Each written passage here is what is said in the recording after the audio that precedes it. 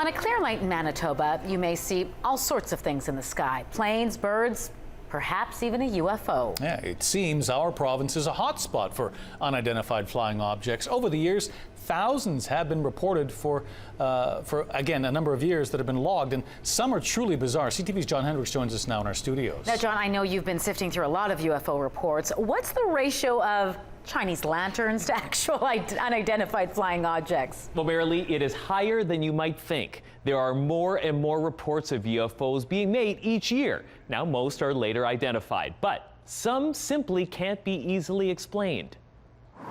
No way, it broke a sound barrier. I know. Late one afternoon this summer, Kent Graham saw something strange in the sky above Winnipeg. Something he simply couldn't explain. Your eye goes to it right away. It was like an orange sparkler coming down. The sparks went away, and it was just a globe of orange light that started just doing crazy moves. Moves he can't imagine any earthly object duplicating. It's unidentified, that's for sure. And just one of thousands of unexplained objects sighted in the skies over our province. Look at it, it's behind the tree. What is that? It seems Manitoba is a hotbed of UFO activity, with thousands of sightings stretching back to the earliest days of our province's existence. Picture this, 1792, that's quite a long time ago, and a lot of the West was still generally unsettled. David Thompson was in an area that was now around Thicket Portage in 1792, and it was winter, when they said that they had seen a mass of gelatinous luminosity moving through the air, and it actually approached them, and when it was in a few hundred feet of them, it dropped to the surface of the lake and vanished from sight. UFO researcher Chris Rutkowski says Thompson had no reason to make up this story, and given the time period, it couldn't have been a plane or other man-made object that he spotted in the sky. Very intriguing, a mystery. One of the many compiled in a report he calls the M-Files. Another favorite chronicles a strange encounter between a cube-shaped UFO and a group of children in Thompson on June 30th, 1967. As they were playing, this wind came up and this object appeared in the sky, and one of the girls who was closest to it started being sucked up into the sky by this whatever it was. And they actually had to grab her legs and pull her back down to the ground to keep her from flying off and being abducted by a flying cube.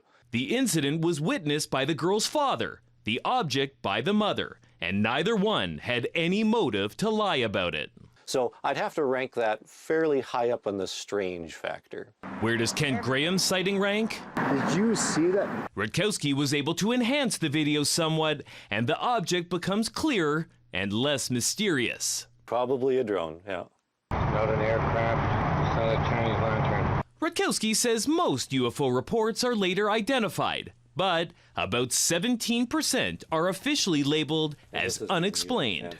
After being involved in this for more than 30 years, there is a real phenomenon. I can definitely say there's a real phenomenon. It's not something that's made up. It's not hallucinations. People are actually seeing things. What those things are remains unknown, unidentified, and a chapter to be investigated in the M-Files. Now, as we mentioned, there have been thousands of sightings across our province, the vast majority right here in Winnipeg. There have been 767 UFO sightings in Winnipeg, tops in the province. Carman had the second most with 53. Now, Brandon had 45 UFO sightings. There were 40 UFO reports up north in Thompson, and the small farming community of Sperling was fifth with 36 sightings. John, most are a chance occurrence, but is there anything a person can do to increase their odds of seeing these things? Yeah, if you want to see something, it looks like you can do something to improve those odds. The prime time for seeing UFOs in Manitoba was between 10 p.m. and midnight. So that's a great time to go outside and look up. Perfect. Thanks, John.